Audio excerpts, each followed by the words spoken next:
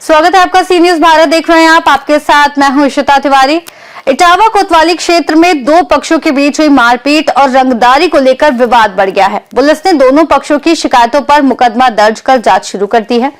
इटावा कोतवाली थाना क्षेत्र में 14 जनवरी 2026 को दोपहर करीब 1 बजे शरद यादव और उत्तम सोनी, आशीष सोनी, देशबंधु सोनी और रामजी सोनी के बीच विवाद हुआ।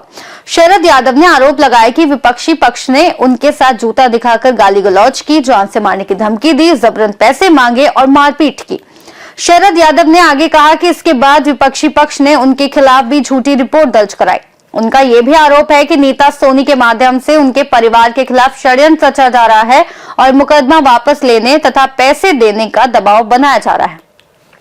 ऐसा न करने पर जेल भेजने की धमकी दी जा रही है। पुलिस अधिकारियों ने बताया कि दोनों पक्षों की तहरीर के आधार पर मुकदमा दर्ज किया गया है और सभी आरोपों की निष्पक्ष जांच की जा रही है। जांच के बाद जो भी तथ्य सामने आएंगे उसके आधार पर आगे की कानूनी कार्रवाई की जाएगी।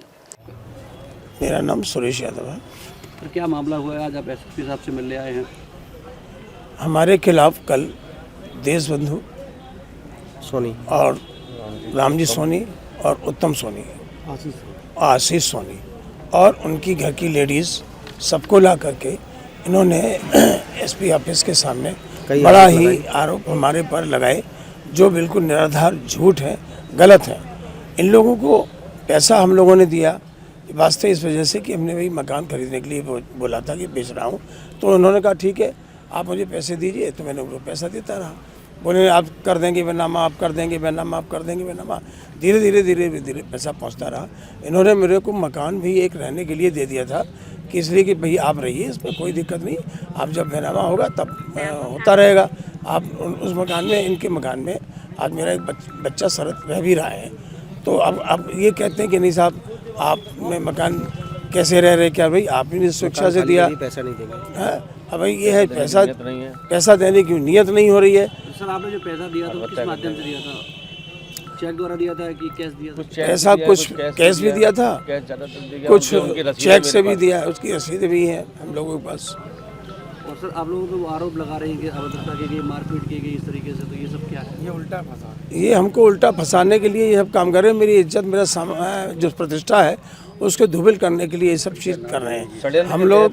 हम लोग कोई इस टाइप के व्यक्ति नहीं है कि हम कोई इस टाइप का कोई कार्य कृत्य करें, हम ऐसा कोई कृत्य नहीं कर सकते। आप एसएसपी साहब से मिले हैं, क्या आश्वासन मिला है आपको? एसएसपी साहब ने अच्छे हैं, बहुत अच्छे हैं, उनका उचित कार्रवाई करके आप दोनों लोगों की बात सुनवाई की जाएगी।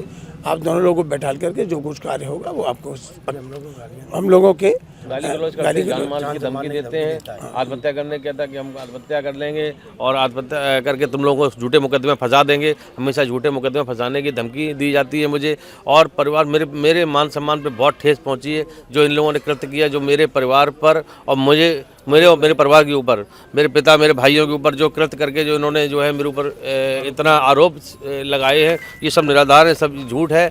मैं बाकी काम पुलिस का है, पुलिस अब मैं निष्पक्ष जांच करेगी और पुलिस से यही मैं अनुरोध करता हूँ निष्पक्ष जांच करके ये हमारा सॉर्ट आउट कराया जाए। हमने पैसा दिया है तो मरने मारने की धमकी देते हैं कि अगर पैसा मांगोगे तो मैं आप पर गलत लांछन लगा करके हम अपनी आत्महत्या कर लेंगे, हम तुमको मार देंगे, इस तरह की धमकियां देते रहते हैं। इस पे इटावा के कई लोगों का पैसा है और ये फ्रॉडगिरी का ही काम करता है, इसका धंधा है इनका। और ये जब पैसा लोग मांगते हैं तो ये जान से मारने और मरने की धमकी देता है, अपनी औरतों को आगे ला के ये मुकदमा झूठे मुकदमे में फंसाता है। ये बहुत बड़ा फ्रॉड है, इसकी जाँच कराई जाए। इटावा से सीनियर संवाददाता असित यादव की रिपोर्ट। स्थानीय स्तर पर यह मामला चर्चा का विषय बना हुआ है। पुलिस का कहना है कि निष्पक्ष जांच के बाद ही दोषियों के खिलाफ कार्रवाई की जाएगी। फिलहाल के लिए इस रिपोर्ट में इतना ही। देश और दुनिया की तमाम बड़ी खबरों के लिए देखते रहिए सी न्यूज भारत।